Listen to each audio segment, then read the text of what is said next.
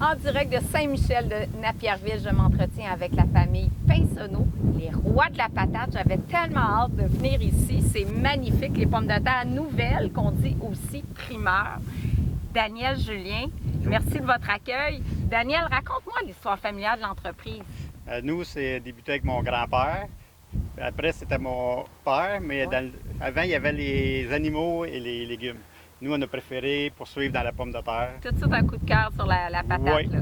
Oui, c'était la pomme de terre qu'on a décidé de Oui. continuer. Puis là, il y a mon fils, puis Julien aussi, qui est venu dans l'entreprise. 4e génération, puis toi, tu ne jures que par la patate. Ah, exactement. J'ai toujours été dans les patates, une histoire de famille. Puis il y a mon fils, Louis, de 20 mois aussi, qui est peut-être la 5e génération qui tripe dans la nature puis sur le tracteur. Ah oui. Il aime beaucoup les tracteurs, en tout cas. Il est tellement, tellement mignon.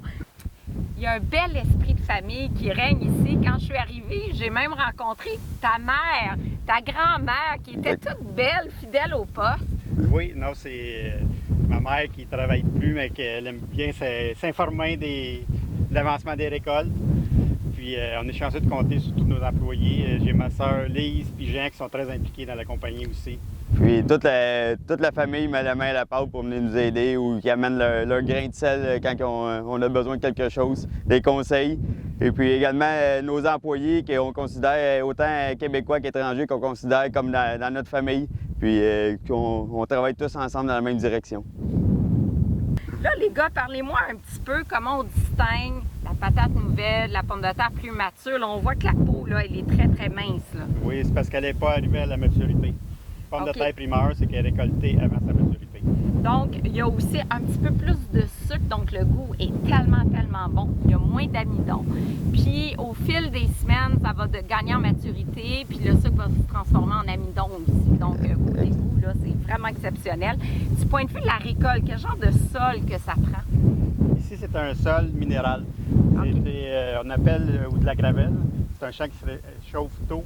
Oui. Parce qu'il y a beaucoup de petites roches. C'est pour ça qu'on est privilégié ici d'avoir des pommes de terre primeurs. On est dans les premiers. Cette année, on n'a pas beaucoup d'eau. Est-ce que c'est difficile pour la pomme de terre nouvelle? Bien, c'est sûr que ça a été difficile. On a irrigué beaucoup du mieux qu'on a pu, puis on réussit à s'en sortir quand même bien. On était un petit peu plus tardif que normalement, mais quelques jours seulement.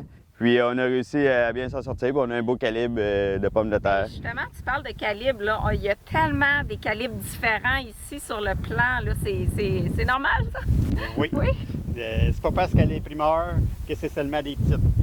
Il peut y avoir de tous les calibres. Parce qu'il y a énormément de différences entre les deux ici. Puis après ça, vous classez en fonction du calibre, j'imagine?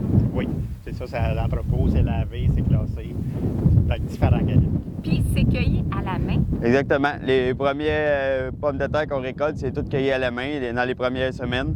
Puis on passe avec une récolteuse, on dépose des pommes de terre sur le sol, comme on voit ici. Et puis après, on passe avec les employés, puis tout cueilli à la main, une par une. Il y a combien d'employés? Bien, dans les grosses périodes, comme c'est ainsi, on a une 50aine d'employés à l'entreprise. Puis exactement, c'est...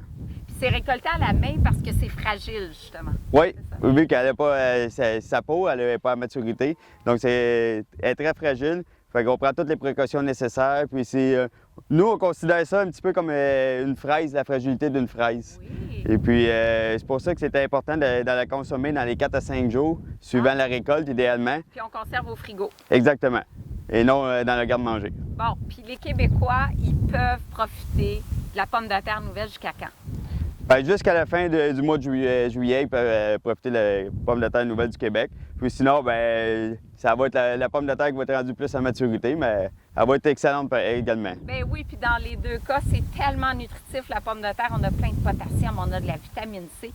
C'est vraiment un aliment santé. Si je vous laisse la conclusion, là, vous diriez quoi aux consommateurs? Bien, je dirais que c'est important d'acheter local et puis d'acheter les bonnes pommes de terre nouvelles du Québec. La pomme de terre du Québec, c'est votre accompagnement par excellence.